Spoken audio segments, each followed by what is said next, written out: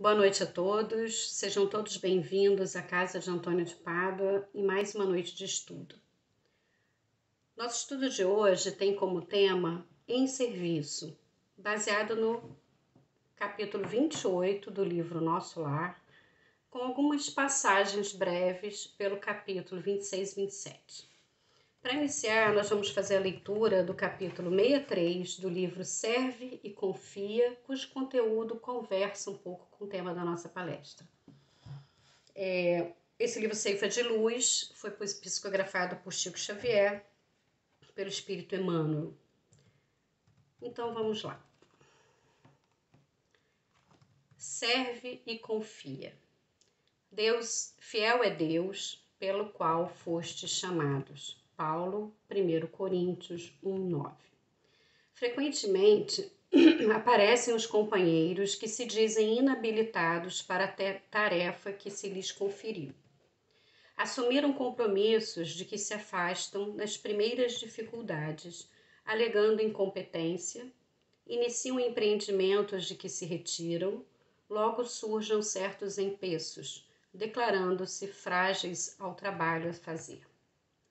E retardam a execução de serviços que lhes carreariam paz e felicidade sem delonga maior. Se te sentes na órbita de semelhante problema, persevera no dever que abraçaste e não temas. As leis divinas jamais falham. A natureza não espera frutos de laranjeira nascente. A vida não senta a criança na cátedra do professor. Se reponta horas de crise nos encargos que te competem, mantém-te firme no lugar de trabalho em que o mundo te colocou e cultiva a certeza de que não faltará auxílio para a concretização do bem a que te dedicas. Rememoremos as palavras do apóstolo Paulo, quando nos assevera: fiel é Deus, pelo qual fostes chamados, conscientizando-nos de que Deus não nos deixará tentar empresa alguma, acima das forças de que possamos dispor. Com semelhante dedução, prossigamos nas tarefas em que fomos engajados, com vistas ao bem de todos, agindo e aprendendo, trabalhando e serviço ante a bênção de Deus. Deus Pai, Jesus, querido e amado Mestre, amigos espirituais da Casa de Antônio de Pádua, rogamos bênção e proteção para esta noite. Que possamos, reunidos em vossos nomes, aprendermos um pouco do Evangelho, da vida e de nós mesmos. Que todos que aqui se conectarem recebam as bênçãos, a paz e a esperança renovada que vem do alto por vossas mãos. Que assim seja. Então vamos lá. Esse livro, Nosso Lar, foi o primeiro livro da série que André Luiz ditou e que Chico Xavier psicografou, intitulado... Ele fala da vida no mundo espiritual. É uma série intitulada Da Vida Espiritual. Esse livro é muito interessante para quem deseja conhecer um pouco mais sobre o mundo espiritual, sobre a doutrina espírita, aqueles que estão ingressando nesse conhecimento, nessa estrada do conhecimento espírita. Há na internet, fácil de localizar, um filme baseado nesse livro, Nosso Lar. Muito interessante. Esse livro, ele nos retrata, nos relata a chegada de André Luiz no mundo espiritual após seu desencarne. Ele foi acolhido na colônia espiritual Nosso Lar. Então nós vamos resumindo um pouco e comentando, fazendo uma leitura um pouco resumida, né? Então, o André Luiz, ele tinha começado a se interessar pelo trabalho no mundo espiritual. E nos capítulos 26 e 27, nós vemos bem esse despertar de André Luiz. E no capítulo 28, nós temos interessantíssimos ensinamentos. A visita dele às câmeras de retificação começaram lá no capítulo 26, passando pelo 27, e nesse 28 ele traz informações muito interessantes. O André Luiz pediu para visitar as câmaras de retificação que ficam no subsolo da colônia Nosso Lar, porque ele tinha interesse de conhecer esse trabalho, e é normal, é comum as visitas das pessoas que estão no Ministério do Auxílio, como é o caso de André Luiz, ao visitarem o Ministério da Regeneração, eles ingressarem nas tarefas de trabalho, né, no auxílio aos que estão ali em recuperação. Ele foi acompanhado de Tobias nessa visita às câmaras de retificação. Nós vamos ouvir falar muito agora em Ministério do Auxílio e Ministério de Regeneração nesse estudo. A colônia Nosso Lar, ela tem diversos ministérios, mas nós vamos falar muito dessas duas hoje. O André Luiz estava no Ministério do Auxílio e solicitou visita ao Ministério da Regeneração, em especial às câmaras de retificação. Importante lembrar que o Ministério do Auxílio, onde está André Luiz, ele recebia espíritos não arrogantes, espíritos mais abertos à ação da espiritualidade, aqueles que já se arrependeram ou apresentam o início de um arrependimento, ou seja, não trevosos, não rebeldes. Já o Ministério da Regeneração, ele recebe espíritos bem refratários ao entendimento, ao auxílio. São espíritos que demandam um trabalho muito intenso dos trabalhadores espirituais, por causa dessa rebeldia, desse endurecimento.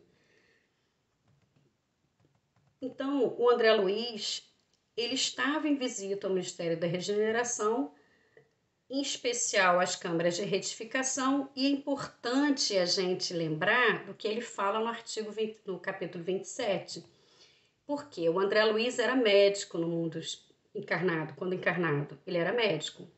Então, ele estava acostumado no exercício da medicina a ver pessoas em situações muito complicadas, delicadas, deploráveis, né? Acidentados. Então, apesar dele já estar acostumado com esse tipo de imagem, ele ficou muito impressionado quando chegou nas câmaras de retificação, a nos fazer pensar de que a situação é bem pior, pode ser muito pior, muito grave, muito importante. Olha o que ele diz no capítulo 27. Não era bem o hospital de sangue, nem o instituto de tratamento normal da saúde orgânica. Era uma série de câmaras vastas ligadas entre si, eu imagino como enfermarias, e repletas de verdadeiros despojos humanos. Então, é importante a gente ter esse registro, né?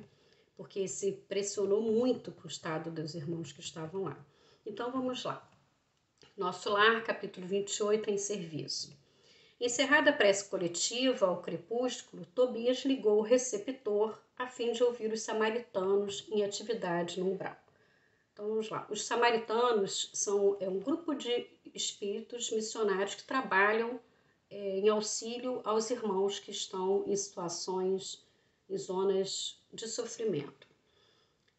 Interessante quando ele fala aqui que Tobias ligou o receptor, que nos faz pensar que a comunicação no mundo espiritual não é apenas pelo pensamento, e de fato não é, porque existem espíritos em diversos estágios evolutivos. Nem todos se desenvolvem no mesmo tempo, então nem todos conseguem se comunicar exclusivamente pelo pensamento. Importante lembrar que o nosso lar está situado em região umbralina, aqui perto da Terra. E, portanto, nem todos que habitam ali têm essa habilidade já de se comunicar apenas pelo pensamento, porque não é um local de espíritos superiores, elevados. Então, continua relatando o livro. Justamente curioso, vinha saber que as turmas de operações dessa natureza, ou seja, os samaritanos, se comunicavam com as retaguardas de tarefa em horas convencionais. Então, me parece ser o quê? Um relatório diário das atividades. Eles reportavam o que tinha acontecido no horário convencionado. Isso revela para a gente o quê? Uma organização, uma orientação, uma supervisão. Porque Quem relata o trabalho está relatando ao seu superior, que coordena o trabalho. Então, sentia-me algo cansado pelos intensos esforços despendidos, mas o coração entoava hinos de alegria interior. Porque André Luiz, no capítulo 27, ele estava trabalhando nas câmeras, no auxílio a espíritos que estavam em recuperação, começaram a passar mal em razão de passos que foram aplicados e fluidos deletérios foram expostos e ele então se ofereceu e iniciou a limpeza ali. Então ele estava cansado desse trabalho. Mas ele, por outro lado, ele estava feliz, porque ele fala receber a ventura do trabalho afinal. E o espírito de serviço fornece tônicos de misterioso vigor. Estabelecido o contato elétrico, o pequenino aparelho sobre meus olhos começou a transmitir o recado depois de alguns minutos. Samaritanos ao Ministério da Regeneração, Samaritanos ao Ministério da Regeneração. Muito trabalho nos abismos da sombra. Foi possível deslocar grande multidão de infelizes, sequestrando as trevas espirituais 29 irmãos.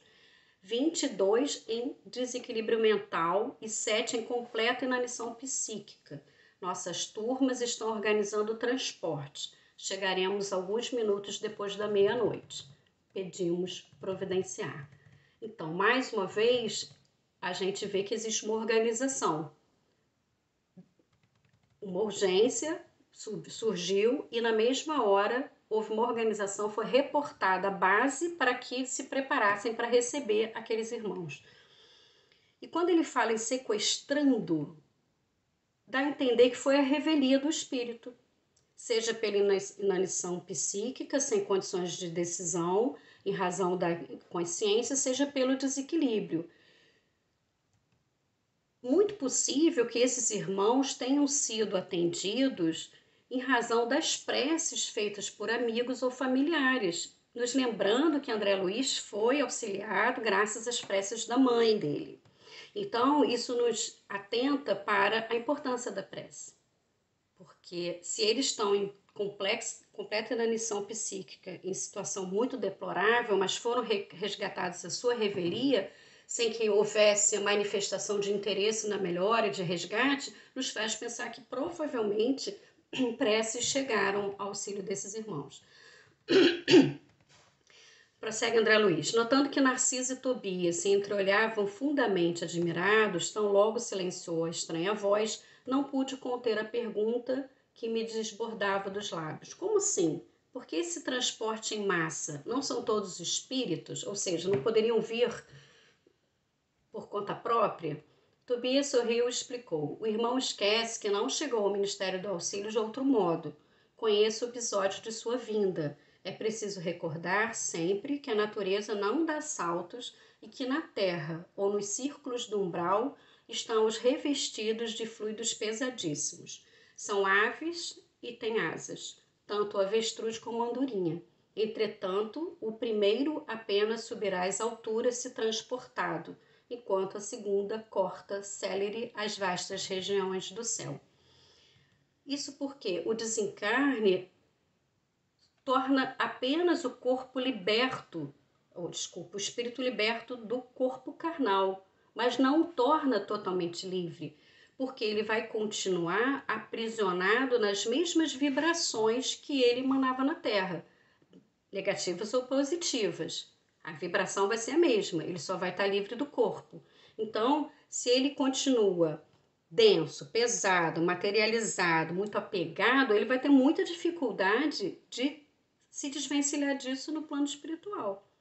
Então, eles não tinham condição de seguir porque eles estavam imersos, talvez em culpas, em arrependimentos, em raivas, tanto que eles estavam em situação deplorável, né? Nós vamos continuar com os mesmos fluidos que nós tínhamos, as mesmas energias que tínhamos em vida, boas ou ruins. Prossegue. E deixando perceber que o momento não comportava divagações, dirigiu-se a Narcisa, ponderando. É muito grande a leva desta noite. Precisamos tomar providências imediatas. Serão necessários muito leitos, murmurou a serva, algo pesarosa. Não se aflija, respondeu Tobias resoluto. Alojaremos os perturbados no pavilhão 7 e os enfraquecidos na câmara 33. Mais uma vez, a organização.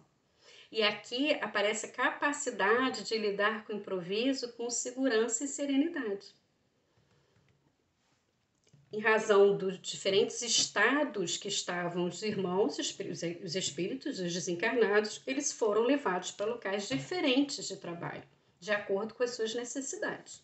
Olha a organização.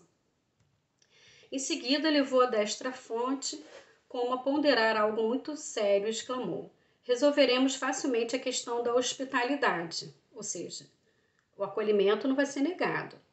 O mesmo, porém, não se dará no concernente à assistência, porque a assistência precisa de voluntários. Não basta acolher, você tem que cuidar. Havia espaço físico, mas eles precisavam de trabalhadores para dar atenção àqueles espíritos.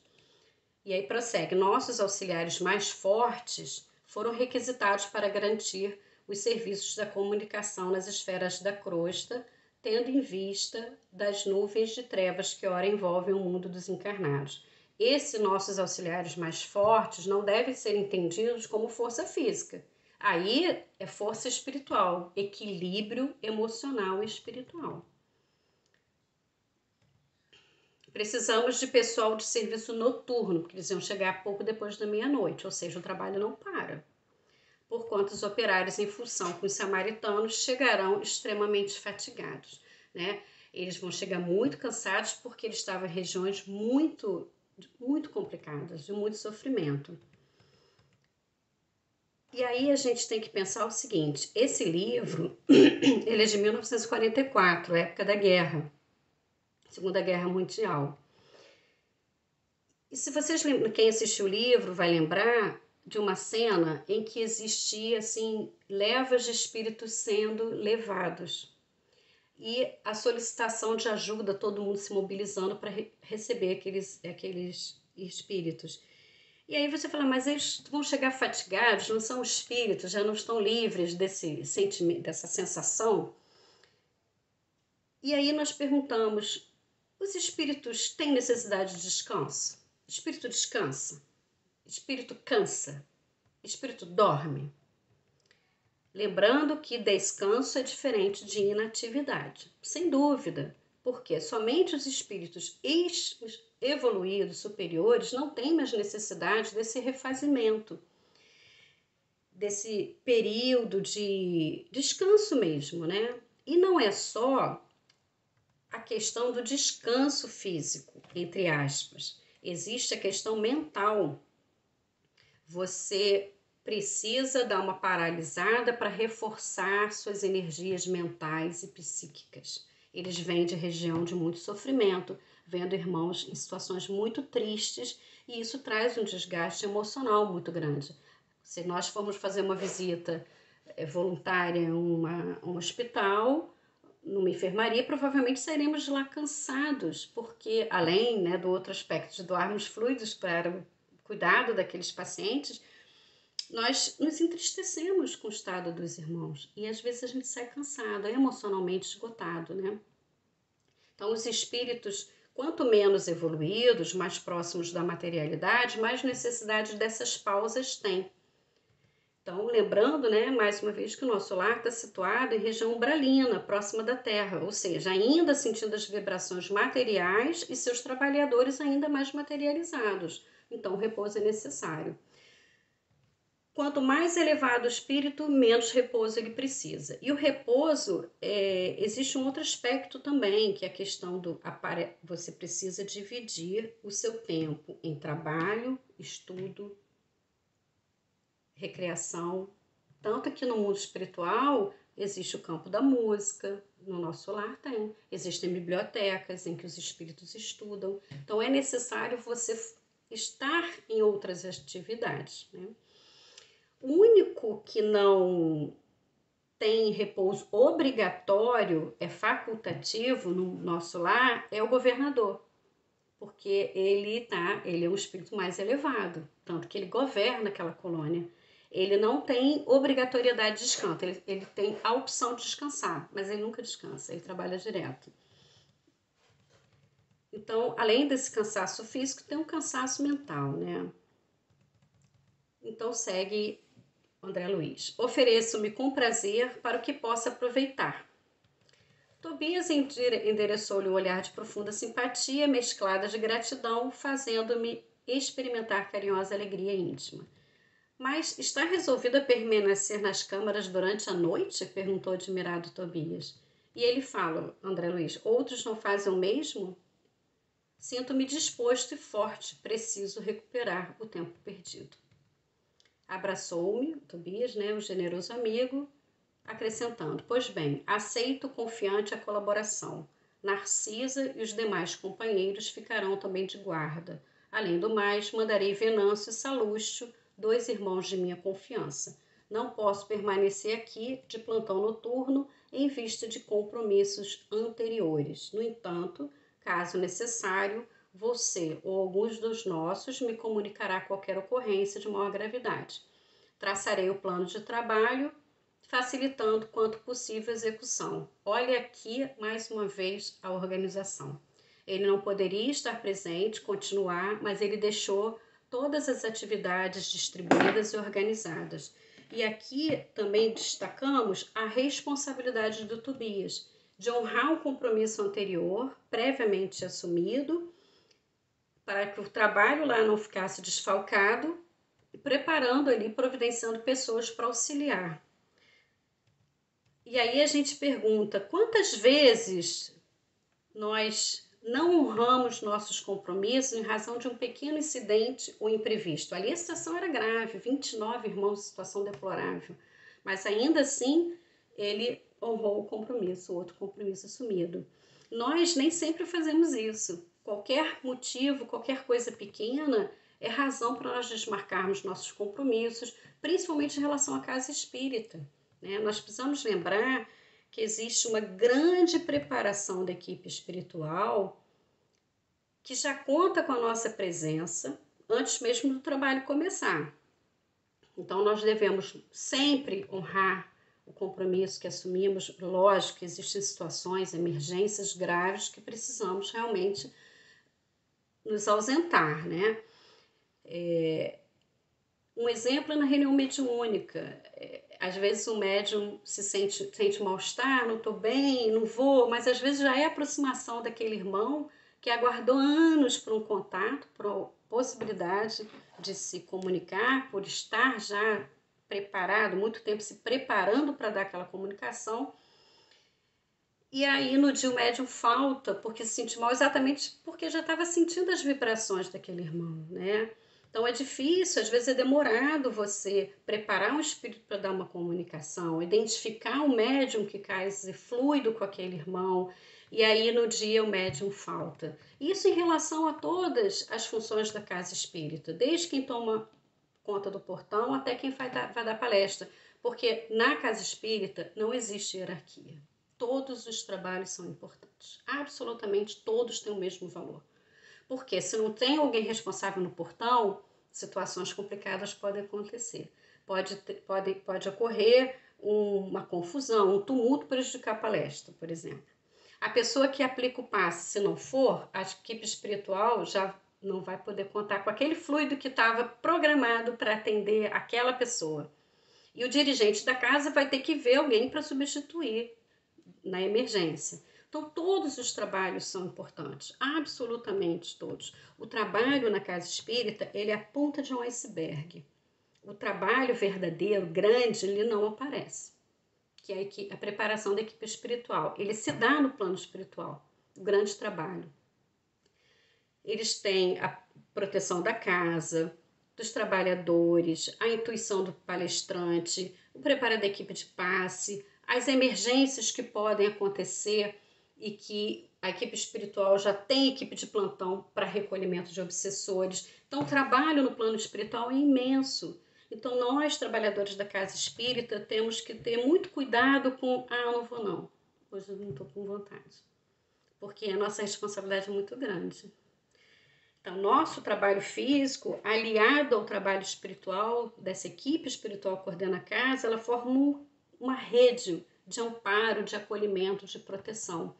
Nós precisamos do apoio espiritual para a nossa caminhada e eles precisam de nós para poderem fazer alguns trabalhos que dependem da nossa intercessão, da nossa interferência, das nossas mãos físicas, né? E no estudo você precisa de um palestrante, o espírito não vai conseguir ministrar uma palestra para todo mundo que está ali. Ele precisa de um trabalhador físico que ele irá intuir para transmitir a mensagem.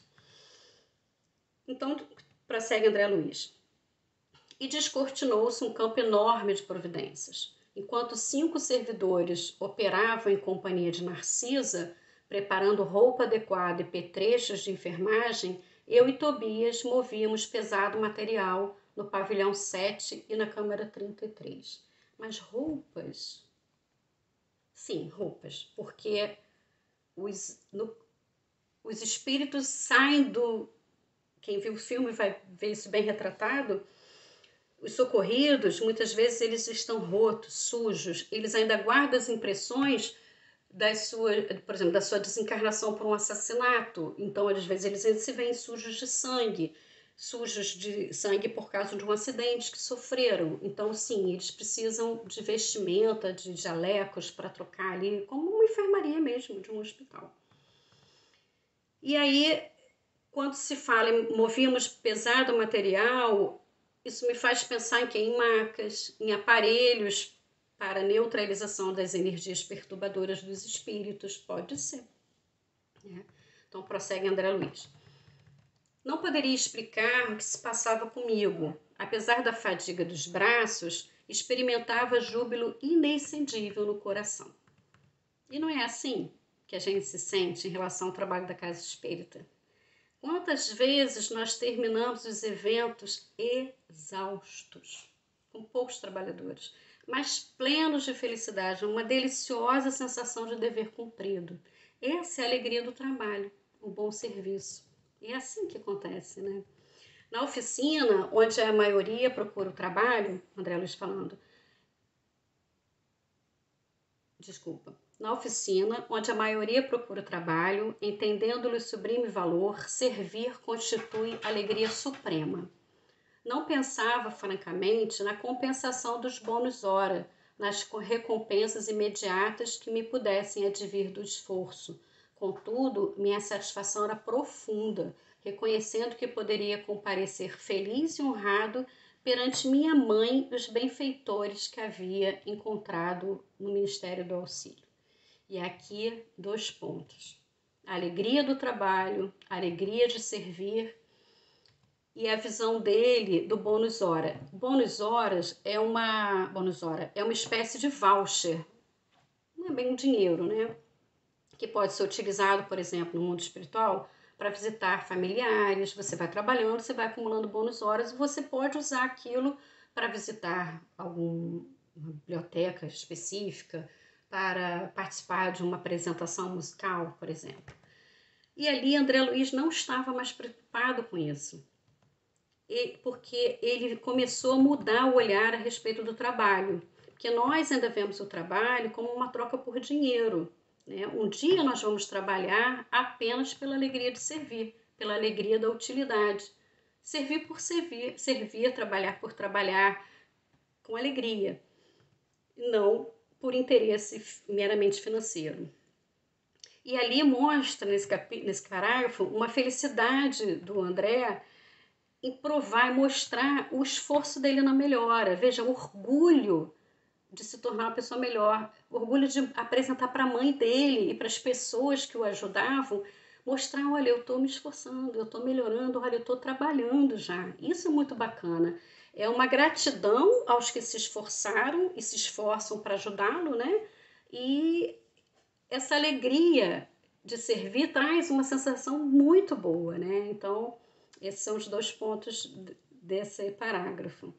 Ao desperdício, Tobias voltou a abraçar-me e falou: desejo a vocês muita paz de Jesus. Boa noite e serviço útil. Amanhã, às 8 horas, você poderá descansar.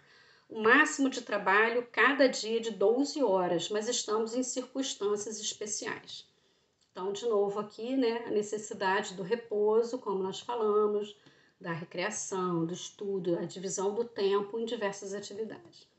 Respondi que as determinações me enchiam de sincero contentamento. A sós, com grande número de enfermeiros, passei a interessar-me pelos doentes com mais carinho. Dentre as figuras de auxiliares presentes, impressionou-me a bondade espontânea de Narcisa, que atendia a todos maternalmente. Atraído pela sua generosidade, busquei aproximar-me com interesse. Não foi difícil alcançar o prazer de sua conversação carinhosa e simples. A velhinha amável assemelhava-se a um livro sublime de bondade e sabedoria. E aí ele pergunta para Narcisa, mas a irmã aqui trabalha muito? E aí ela fala, sim, permaneço nas câmaras de retificação em serviço ativo há 6 anos e alguns meses. Entretanto, ainda me faltam mais de 3 anos para realizar meus desejos. E aí ele ficou pensativo e ela falou, preciso de um endosso muito sério. E aí André pergunta, o que quer dizer com isso? E ela explica, preciso encontrar alguns espíritos amados na Terra para serviço de elevação em conjunto. E aqui Narcisa demonstra uma preocupação, um cuidado muito grande com quem ela amava quando encarnada, e continua amando. Então ela está lá, está em serviço, preocupada de encontrar esses amados para auxiliá-los no crescimento espiritual. E ela fala, por muito tempo, em razão dos meus desvios passados, roguei em vão a possibilidade necessária aos meus fins. Vivia perturbada, aflita. Olha que diferença de quem ela é hoje, poço de bondade, doçura. Hoje, ela é uma pessoa totalmente diferente, né? E ela prossegue. Aconselharam-me, porém, recorrer à ministra veneranda. E nossa benfeitora da regeneração prometeu que endossaria meus propósitos no Ministério do Auxílio, mas exigiu 10 anos consecutivos de trabalho aqui, para que eu possa corrigir certos desequilíbrios de pensamento, de sentimento. E aí, o exercício do trabalho nos leva ao convívio e à prática dos ensinamentos que nós aprendemos, né? Nós temos a teoria e nós precisamos colocar em prática. A reencarnação é para isso, colocar em prática o que você está aprendendo no mundo espiritual. E é isso que ela deseja, né? E aí ela fala, no primeiro instante, eu quis recusar, considerando demasiada exigência, porém reconheci que ela estava com a razão. Afinal, o conselho não visava o interesse dela, e sim ao meu próprio benefício, e ganhei muito aceitando-lhe o parecer. E aí nos faz pensar na nossa impaciência com os nossos pedidos.